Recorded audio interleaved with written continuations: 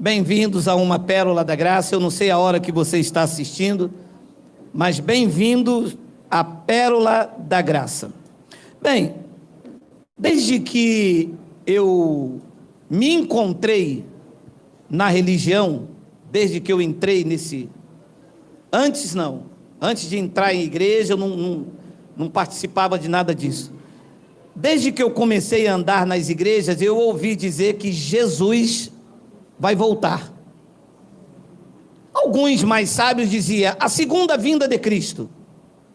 Sempre ouvi isto. Fora da religião, não. Então, quando eu entrei na igreja, na chamada igreja, eu sempre ouvi isto.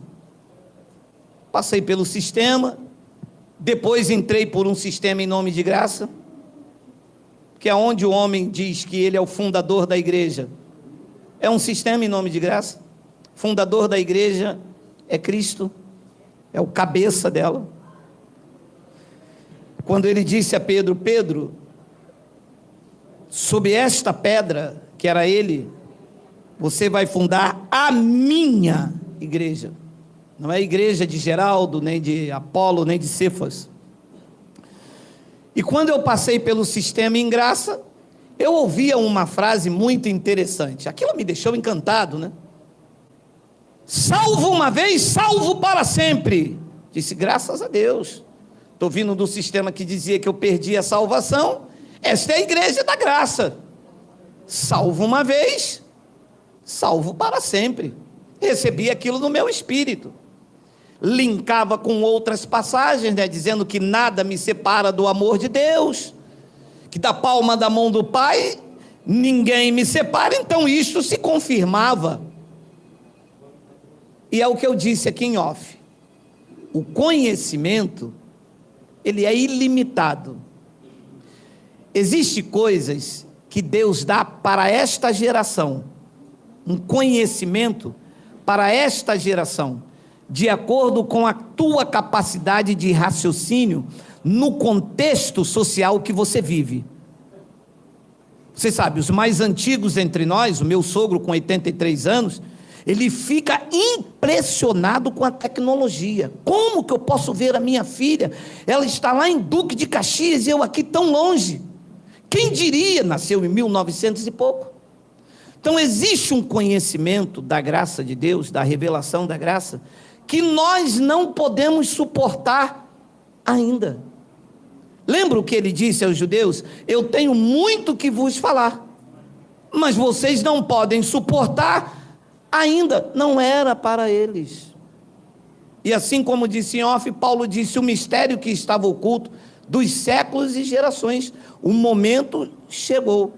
O que nós podemos viver hoje, pessoas não poderiam atingir nunca, tanto é que eles acham loucura. Mas daqui a 100 anos, lá no futuro, com as coisas muito mais avançadas, eles vão deter de um conhecimento que nós hoje não conseguimos suportar, ou não podemos suportar.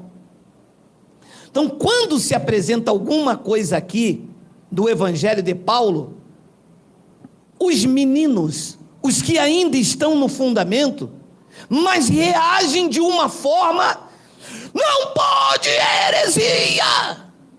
Não é que a sua mente não evoluiu, a sua mente não acompanhou um crescimento para poder suportar as grandezas das revelações, está preso lá atrás. Mas vamos ler. Ora, neste caso, seria necessário que ele, Jesus, tivesse sofrido muitas vezes desde a fundação do mundo. Agora, porém, leia, por favor. Agora, porém, ao se cumprir os tempos. Segura isso aqui. E aqui começa. Vejam os senhores a dificuldade que eu, com a 4ª série, tenho que ensinar os doutores da atualidade a conjugação verbal. Só pode ser mesmo coisa de Deus e a Ele toda a glória por isso. O ano da escrita não é 2020. Por que é que não se respeitam isto? Porque vão futurizando esta passagem. Jogam isso para 2020, 2050, 2090 e não terminam nunca. Nunca. Porque esta é a forma de aprisionar e engessar a mente das pessoas. Ora, se o tempo da escrita aqui é ano 67 da primeira era cristã, significa que os tempos se cumpriram quando? Hoje vai se cumprir ou nos dias de Paulo já estava se cumprindo? E por que não aceitam isto? Sabe por quê? Porque não foi o pastor da convenção quem está revelando isto. Sabe por quê? Porque não é o pastor lá que é formado em psicologia, a igreja dele tem 200 mil membros.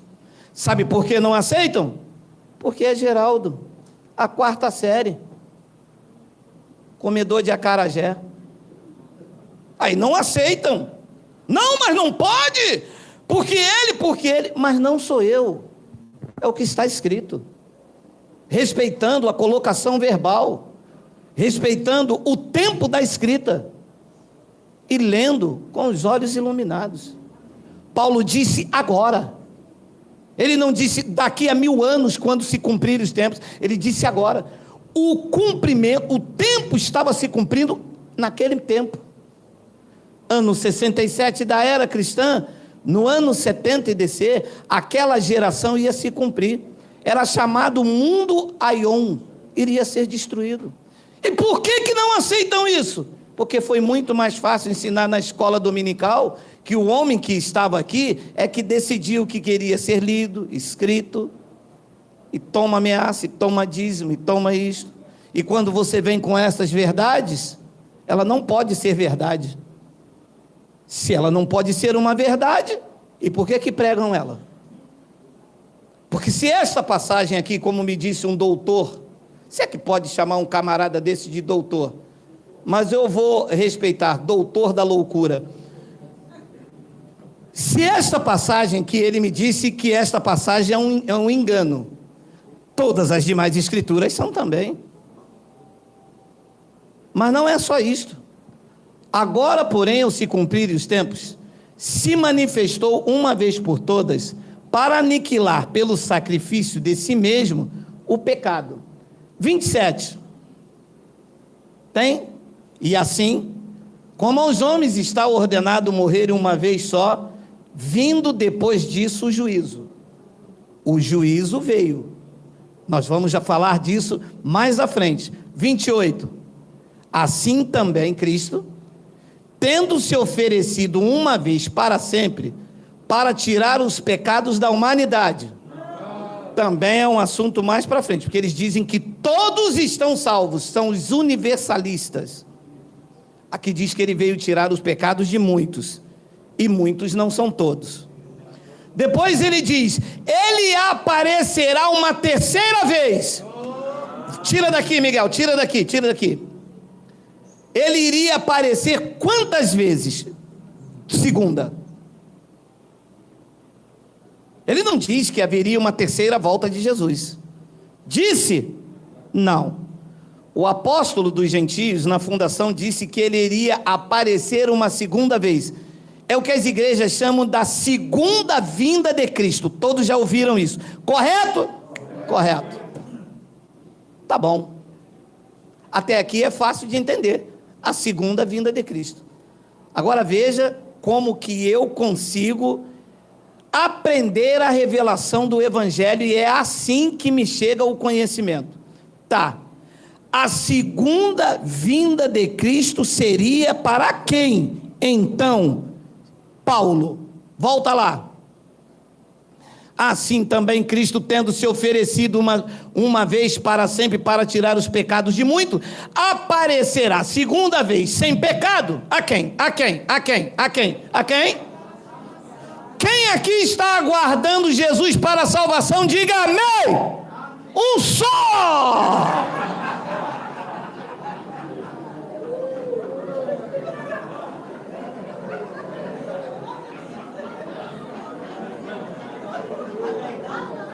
Só um que não está salvo. Ora.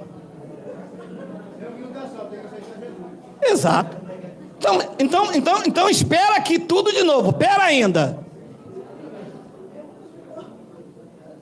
Se a igreja está esperando Jesus voltar e ele virá para o que o aguarda para a salvação, então esta frase de salvo uma vez, salvo para sempre, não pode ser dita. Se eu ainda estou aguardando para a salvação, então eu não posso falar salvo uma vez, salvo para sempre, porque a segunda vinda de Cristo era para quem? Para quem o aguardava para a salvação. Se ele não veio, ninguém está salvo ainda. E Romanos 13:11, Paulo explicou isso melhor aos romanos. Leia aí. Leia aí. Vamos lá? Temos. E digo isto a vós outros que conheceis o tempo. Diz isso a mim e a você? Ou ele escreve à igreja de Roma? Quem aqui está na igreja de Roma, diga ui. Ninguém. Ah, senão o cara desiste e vai embora. Meu.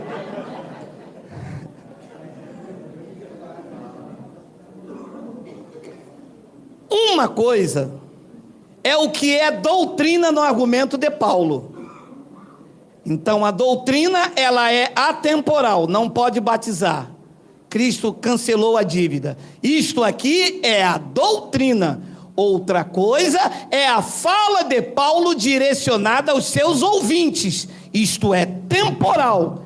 Isto tinha ele era o remetente e eles o destinatário. Não pode servir para mim. Entende isso ou não? Claro, mas a escola dominical perdeu tempo com outras coisas e não isto. Tudo que está aqui aplica em mim. Aí, dominam ao seu bel prazer. Uma coisa é o que é temporal, o tempo da carta escrita para um destinatário, e uma coisa é o que é atemporal, a doutrina do evangelho que é aplicada nos dias de Paulo, nos meus dias, na próxima geração, e enquanto durar a terra, que Eclesiastes diz que será para sempre. E digo isto a vós outros que conheceis o tempo. Já é hora de despertardes do sono, porque a nossa salvação está agora, nos dias de Paulo, mais perto do que quando no princípio cremos. Eles estavam salvos ou não? Aqui não. O que é que eles estavam esperando? A segunda vinda para completar esta salvação.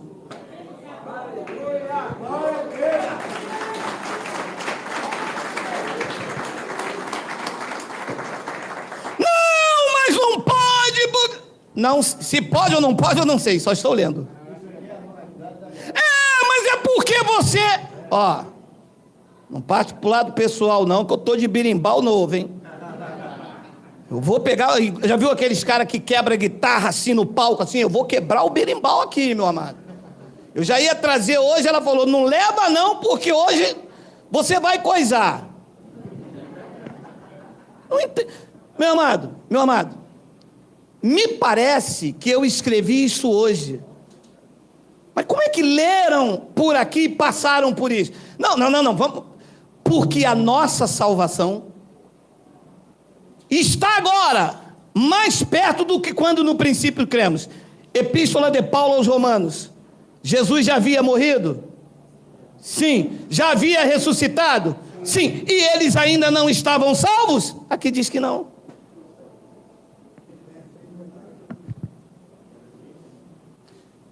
E por que é que lemos, passamos por isso e hoje você mostra? Porque foi um conhecimento guardado para esse tempo.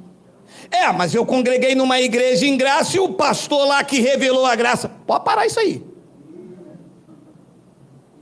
Pastor não revela a graça, quem revela é o Espírito Santo.